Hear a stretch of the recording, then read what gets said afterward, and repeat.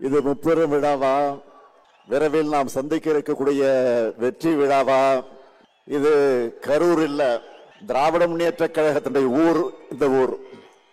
இது கரூர் இல்ல, திராவிட முன்னேற்ற கழக ஊர் இந்த ஊர். கொட்டும் மழையில தான் அறிஞர் அண்ணா அவர்கள் இதே நாளில் வடசென்னை பகுதியில் அமைந்திருக்கக்கூடிய ராபின்சன் பூங்காவில தொடங்கி வைத்த போது கொட்டுகின்ற மழையில தொடங்கி வைத்தார்கள். கொட்டுகின்ற மழையில தொடங்கி வைத்த இந்த கழகம் 75 ஆண்டு காலம் மட்டுமல்ல, 100 ஆண்டு நாம் காண போகிறோம்.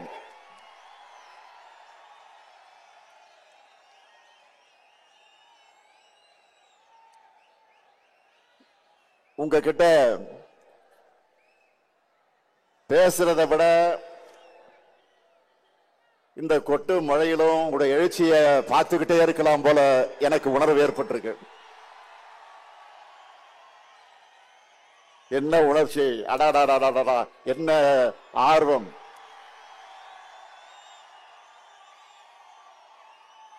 என் உயிரோடு கலந்திருக்கக்கூடிய முத்தமிழங்க தலைவர் கலைஞர் அவர்களின் உடன்பிறப்புகளே, உங்களுக்கு என்னுடைய முதல் வணக்கம்.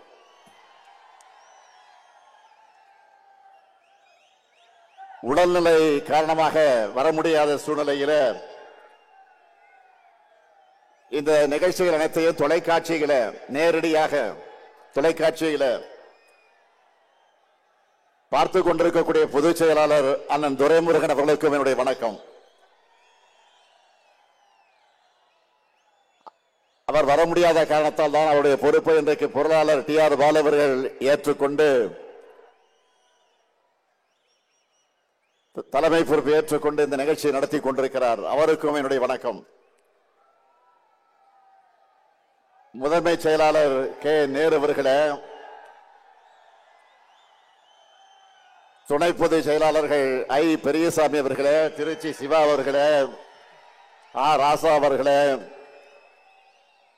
என்னுடைய அருமை தங்கை கனிமொழி கருணாநிதி அவர்களே, அந்தியூர் செல்வராஜ் அவர்களே, மாண்புமிகு துணை முதலமைச்சர் இளைஞரணி செயலாளர் தம்பி உதயநிதி உள்ளிட்ட மாண்புமிகு அமைச்சர் பெருமக்களே,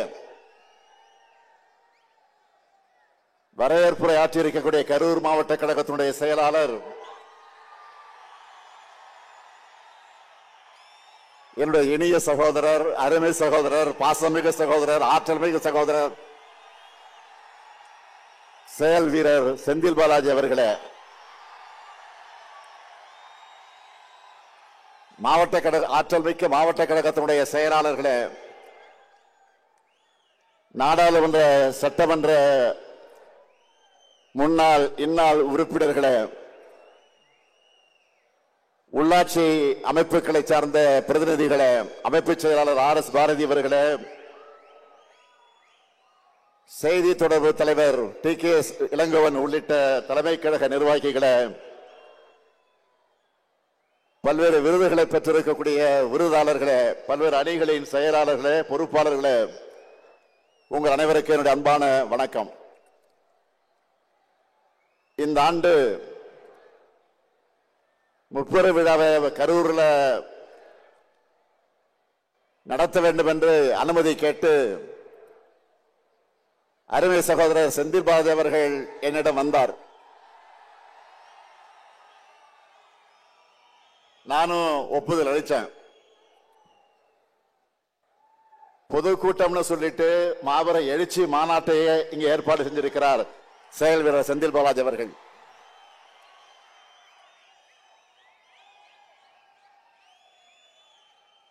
நாம கோடு போட சொன்னா ரோடு போடுவாரு. நீங்களாம் பார்த்திருப்பீங்க. ரோடு போட்டு அந்த ரோடு மேலதான் நான் வாகனத்தில் வந்தேன்.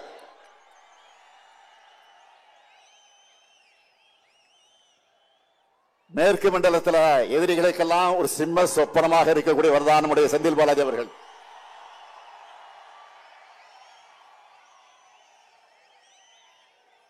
அதனாலதான் அவர் வெளியில இருந்தா தங்களால் நிம்மதியா தூங்க முடியாதுன்னு அவரை முடக்க பார்த்தாங்க. ஆனா அவரை முடக்க முடியுமா? எடுத்த பணிய வெற்றிகரமா முடிச்சு காட்டுவார். நான் உறுதியா சொல்றேன், கழக வரலாற்றிலே இப்படி ஒரு பிரம்மாண்டமான முப்பெரு விழா நடந்திருக்காது.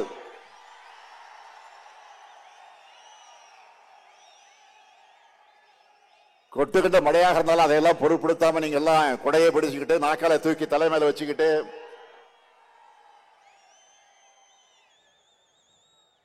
இந்த நிகழ்ச்சியை நடத்திக்கிட்டு இருக்கீங்களே, அது ஒன்றே சாட்சி. இந்த நிகழ்ச்சி சிறப்பாக இருக்க வேண்டும் என்று உழைச்சிருக்கக்கூடிய அருமை சகோதரர் செந்தில் பாலாஜி அவர்களுக்கும் அவருக்கு துணை நிற்கக்கூடிய கரூர் மாவட்ட கழக நிர்வாகிகள் அனைவருக்கும் என்னுடைய பாராட்டுக்கள், வாழ்த்துக்கள். தலைமை கழகத்தின் சார்பிலும் என்னுடைய இருகரங்குவிப்பு என்னுடைய நன்றியை நான் அவர் அத்தனை பேருக்கு நான் தெரிவிச்சுக்கிறேன். 14 வயசுல கருப்பு சிவப்பு கொடி பிடிச்சு கழகம் கழகம்னு உழைக்க தொடங்கின என்ன இந்த இயக்கத்துடைய தலைமை பொறுப்புக்கு கொண்டு வந்திருக்கக்கூடியவர்கள் நீங்க.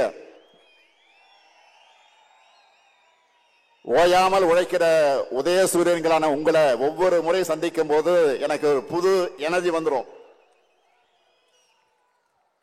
காடு மேடு இரவு பகல் மழை வெள்ளம் அடக்குமுறைகள் போராட்டங்கள் சிறைச்சாலைகள்னு இங்கே எல்லோரும் போராடிதான் என்னை இன்றைக்கு நீங்க தலைவராக்கி இருக்கீங்க.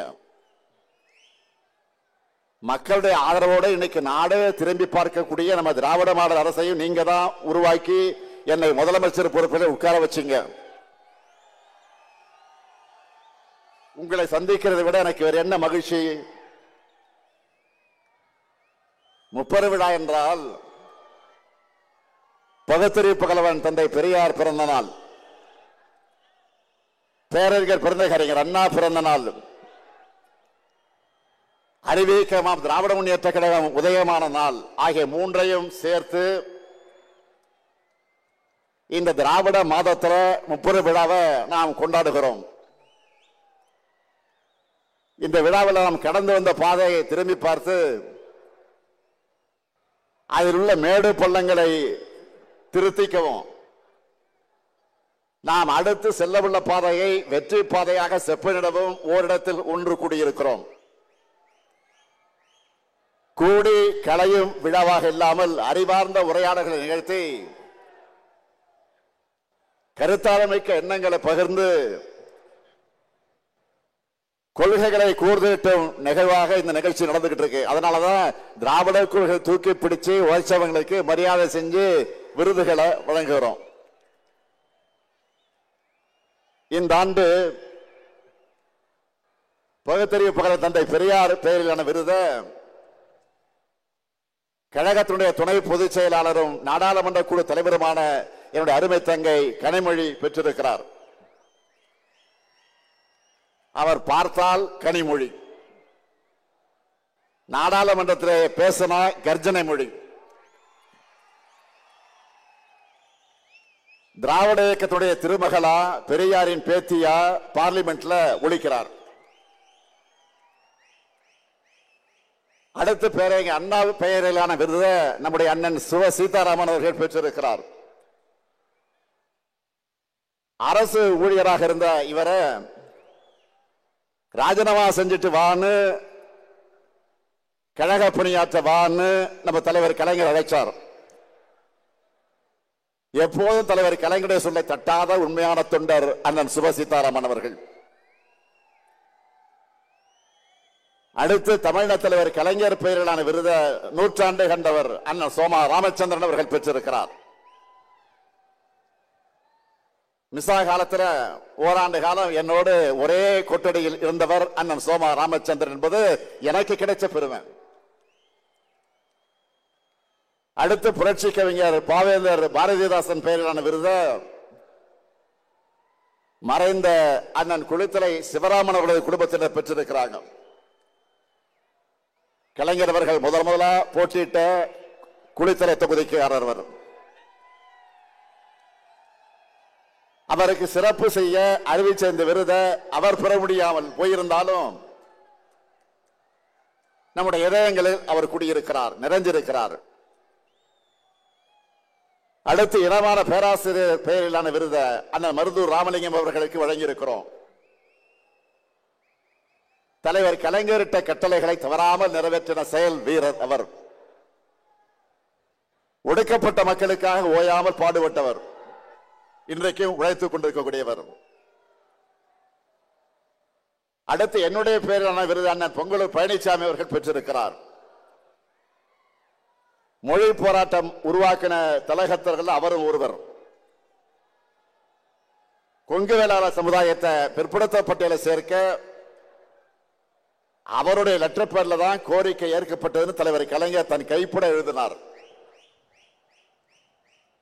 அடுத்து முரசொலி அறக்கட்டளையின் சார்பில் முரசொலி செல்வம் பெயரிலான விருதை பெற்றிருப்பவர் மூத்த பத்திரிகையாளர் எழுத்தாளர் AS பன்னீர்செல்வம் அவர்கள். திராவிட இயக்கம் வலியுறுத்தி வர சமூக நீதிய, மானுட பற்றை, மனித உரிமை சிந்தனைகளை ஆங்கில ஊடகங்களை எழுதி வர்றவர் மரியாதைக்குரிய AS பன்னீர்செல்வம் அவர்கள். அதே போல கழகத்தோட வெற்றிக்கும் புகழுக்கு அடித்தளமாக ஆணிவேராக இருக்கும் ஒன்றியம், பகுதி, நகரம், பேரூர் கழகம் இந்த அமைப்புகளோடு சேர்ந்து சிறப்பாக பணியாற்றின உடன்பிறப்புகளும் இங்க வந்து விருது பெற்றிருக்கிறாங்க. விருது பெற்றிருக்கக்கூடிய எல்லாருமே ஒவ்வொரு விதத்தில் பெருமைக்குரியவங்க. எனவே விருது பெற்றிருக்கக்கூடிய எல்லோரையும் தலைமை கழகத்தின் சார்பிலையும் கழக உடன்பிறப்புகள் சார்பிலும் உங்களின் ஒருவனாக நான் அத்தனை பேரையும் வாழ்த்துகிறேன். திறமை, உழைப்பு, அறிவு, ஆற்றல் ஆகியவற்றை ஒருங்கே பெற்ற தீரர்களின் கோட்டம்தான் திராவிட முன்னேற்ற கழகம். தந்தை பெரியார், பேரறிஞர் அண்ணா, முத்தமிழர் கலைஞர் ஆகியோருடைய வழி நின்று தமிழினத்தின் எழுச்சிக்காக, தமிழ்நாட்டினுடைய வளர்ச்சிக்காக உண்மையா உழைக்கிறவங்க நாம.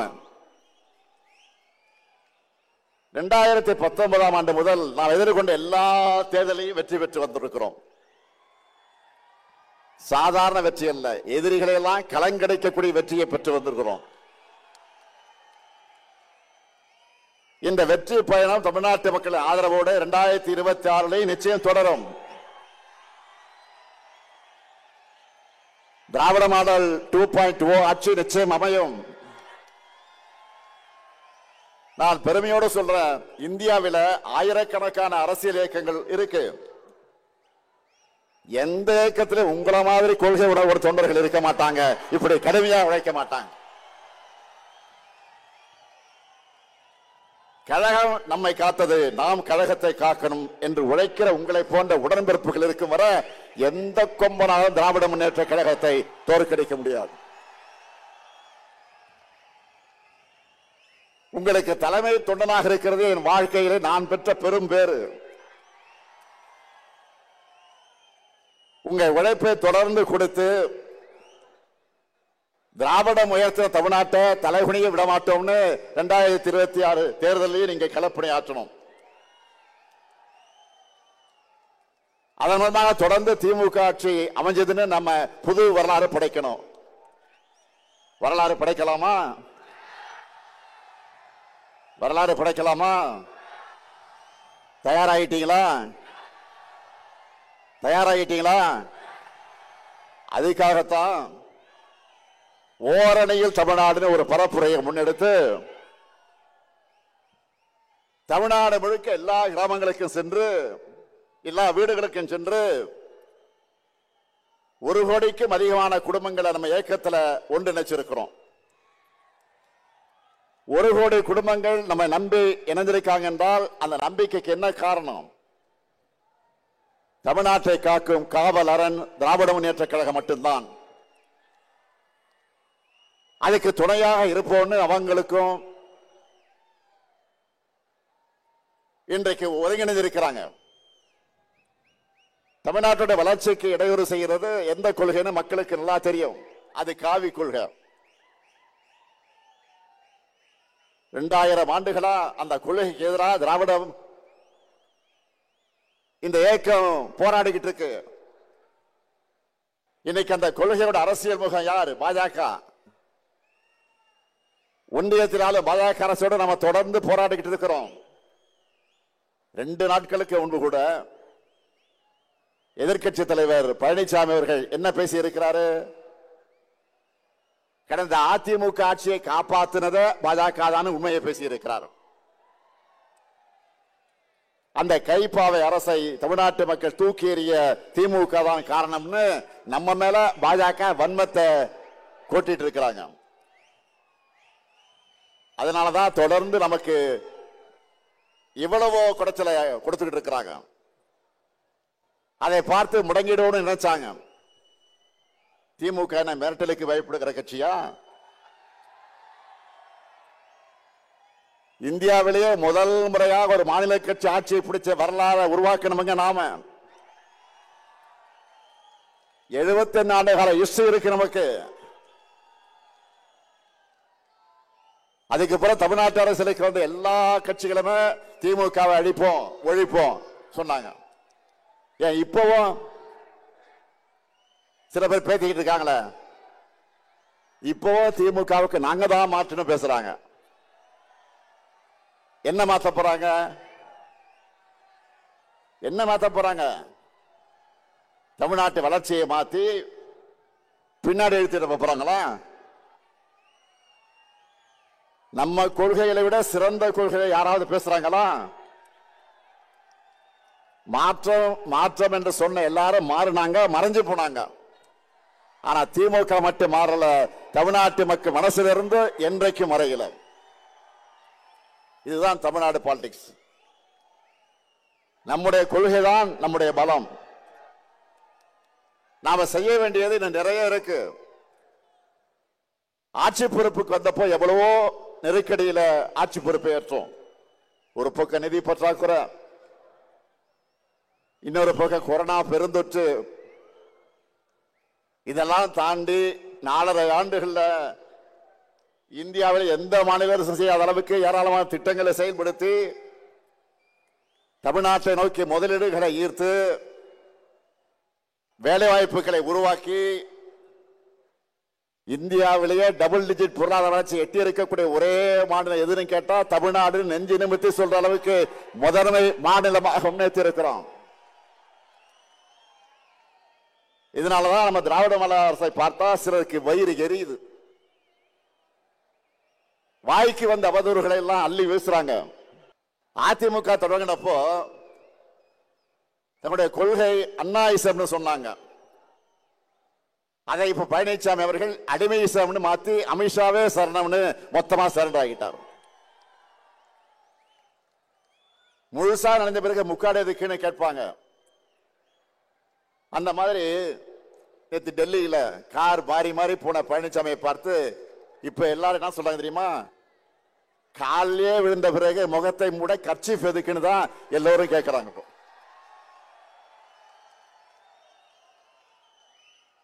இதுல அவருடைய திறந்தாழ்ந்த பேச்சுக்கெல்லாம் நான் பதில் சொல்லணுமா? தேவையில்லைதான். ஆனா மக்களாட்சியில மக்களுக்கு மதிப்பளிச்சு பதிலளிக்க வேண்டிய பொறுப்பு கடமையும் நமக்கு இருக்கு.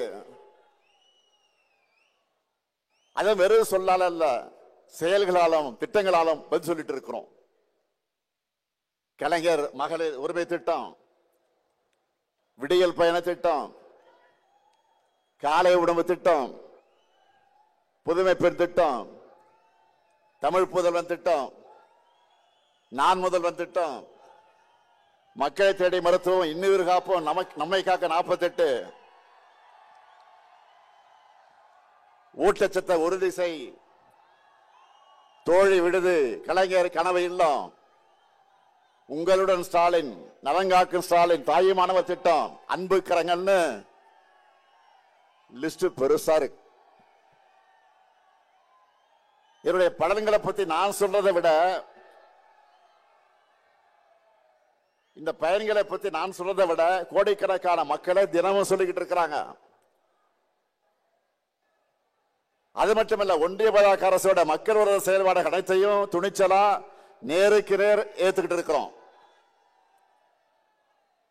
தொகுதி மறைவரன்னு சொன்ன உடனே அதை எதிர்த்து நிற்கிறோம். கவர்னரை வச்சு நம்மை முடக்க நினைச்சா சட்ட ரீதியா அதை எதிர்த்து நிற்கிறோம். முக்கியமா மாநிலங்கள் தான் வலிமையான நாட்டுக்கு அடித்தல் என்பதை அழுத்த நிறுத்தமா சொல்ல மத்திய அரசு இல்ல ஒன்றிய அரசுன்னு அழுத்தி சொல்றோம். இப்படி போராடி போராடி தமிழர்களை தமிழ்நாட்டை தலை நிமிர்த்துகிறோம்.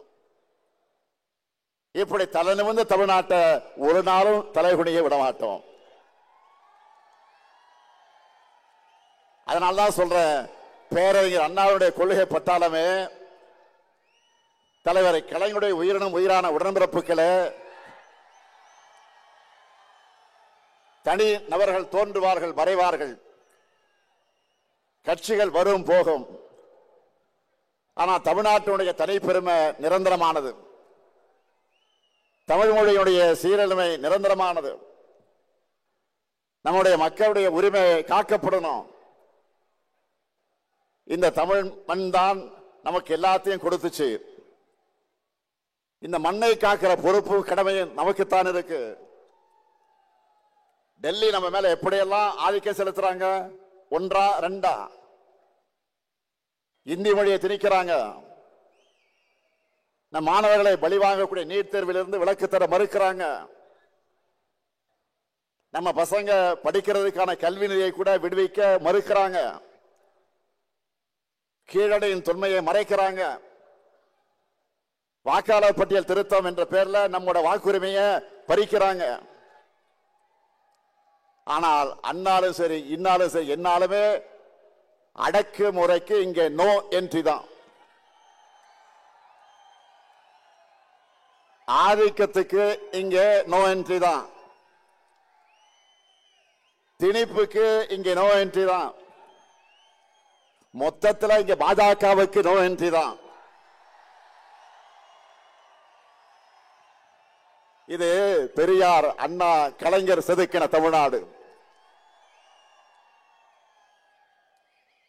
3 முறை ஒன்றியத்தை தொடர்ந்து ஆட்சி அமைச்சோம். தமிழ்நாட்டில் மட்டும் உங்களுடைய மோடி மஸ்தான் மேல பலிக்கலையே. இன்னுமா எங்களை பத்தி உங்களுக்கு தெரியல? இங்க இருக்கவங்களுக்கு மட்டும் இல்ல, இந்த 30 விழாவை டிவியில சோசியல் மீடியால பார்த்துக்கிட்டு இருக்கக்கூடிய ஒவ்வொருத்தருக்கும், குறிப்பா இளைஞர்களுக்கு சொல்றேன், தலைமுறை தலைமுறையா நாம போராடி எத்தனையோ பேர் உயிர் தியாகம் செஞ்சு பெற்று தந்த உரிமைகள் எல்லாம் நம் முன்னாடியே பறிபோக அனுமதிக்கலாமா? பாஜகவை போய் நாம தடுத்து நிறுத்தலனா அடுத்த மாநிலங்களே இருக்கக்கூடாது என்பதை நோக்கித்தான் நகருவாங்க. ஏற்கனவே காஷ்மீர் அதுல ட்ரையலை பார்த்துட்டாங்க. எப்படி இந்தி மட்டுமே ஆட்சி மொழின்னு ஒரு நிலை உருவானப்போ தமிழ்நாடு போராடி மொழி போர் நடத்தி ஒட்டுமொத்த இந்தியாவை காப்பாத்திச்சோ, அதே மாதிரி இப்போ ஒரு உரிமை போரை நடத்தி நாட்டை காப்பாற்ற வேண்டிய வரலாற்று கடமை நமக்கு இருக்கு. நாம் இதை செய்யலன்னா நம்ம குழந்தைகளுடைய எதிர்காலம் என்ன ஆகும்? இதுக்கு போராடவில்லை என்று சொன்னால் எதற்கு போராடுவது? இதுதான் முக்கியம். இந்த போராட்டத்தில் முன்கள வீரனா உங்க கூட 23 வயசுல எமர்ஜென்சி எடுத்து ஜெயிலுக்கு போன இந்த முத்துவேல் கருணாநிதி ஸ்டாலின் இருக்க. இந்த மேடையில் என்று உறுதியோடு சொல்றேன், நம்ம தாய்மார்கள், சகோதரிகள், உழவர்கள், இளைஞர்கள், உழைப்பாளர்கள் எல்லோரும் நல்லனையும் காக்க தொடர்ந்து உழைப்பேன். தமிழ்நாட்டுடைய ஒவ்வொரு குடும்பத்துக்கும் ஒவ்வொரு மாவட்டத்துக்கு தேவையானதை தொடர்ந்து பார்த்து செஞ்சு கொடுப்பேன். நமக்கு துணையா பெரியார், அண்ணா, கலைஞர் அவர்கள் விதத்தை உணர்வு நம்மிடத்தில் இருக்கு. 8 கோடி தமிழ் மக்களோட ஆற்றலும் ஆதரவும் நமக்கு பக்கபலமாக இருக்கு. இதே உறுதியோடு போராடுவோம். இப்ப நாம முன்னெடுக்கிற போராட்டம் ஒரு கட்சிக்கான போராட்டமோ, முதலமைச்சர் பொறுப்புக்கான போராட்டமோ, ஆட்சி அதிகாரத்திற்கான போராட்டமோ இல்லை. தமிழ்நாட்டு மக்களுக்கான போராட்டம், தமிழ்நாட்டுக்கான போராட்டம். இதுக்கு தமிழ்நாடு முழுக்க ஓரணையில் திரளணும்.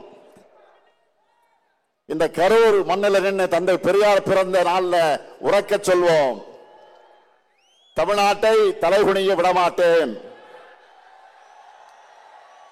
டெல்லிக்கு கேட்கிற மாதிரி எல்லாரும் சேர்ந்து சொல்லணும். தமிழ்நாட்டை தலைகுனிய விடமாட்டேன். தமிழ்நாட்டை தலைகுனிய விடமாட்டேன். தமிழ்நாட்டை தலைகுனிய விடமாட்டேன். தமிழ்நாடு போராடும், தமிழ்நாடு வெல்லும், தமிழ்நாடு போராடும், தமிழ்நாடு வெல்லும். விடைபெறுவதற்கு முன்னாடி உங்கள் அத்தனை பேருக்கு ஒரு அன்பான வேண்டுகோள். பல்வேறு பகுதிகளிலிருந்து வந்திருக்கீங்க. உடன்பிறப்புக்கு எல்லோரும் ஊருக்கு திரும்புகிற நேரத்தில் பத்திரமாக நீங்கள் வீட்டுக்கு திரும்பணும். அதிக பயணங்கள் வேண்டாம். பத்திரமாக வீட்டுக்கு போங்க. நன்றி, நன்றி, வணக்கம். இன்னொரு அறிவிப்பு. இங்கே விருது பெறக்கூடிய விருது பெற்றிருக்கக்கூடிய தங்கை கனிமொழி அவர்கள், அவருக்கு தலைமை கழகத்தின் சார்பில் 3 லட்சம் ரூபாய் நிதி வழங்கப்பட்டது. ஆனால் அந்த நிதியை அவர் திராவிட முன்னேற்ற கழகத்தினுடைய வளர்ச்சி நிதிக்காக பயன்படுத்த என்று சொல்லி திருப்பி தந்து விட்டார். அதேபோல் சோமா ராமச்சந்திரன் அவர்களும் 100 வயதை கடந்திருக்கக்கூடிய அந்த பெரியவர், அவரும் அந்த 3 லட்சம் ரூபாயை கழக வளர்ச்சி நிதியை சேர்த்துக் கொள்ளுங்கள் என்று தந்து விட்டார்கள் என்ற அந்த செய்தியும் சொல்லி விடைபெறுகிறேன். நன்றி, நன்றி, வணக்கம்.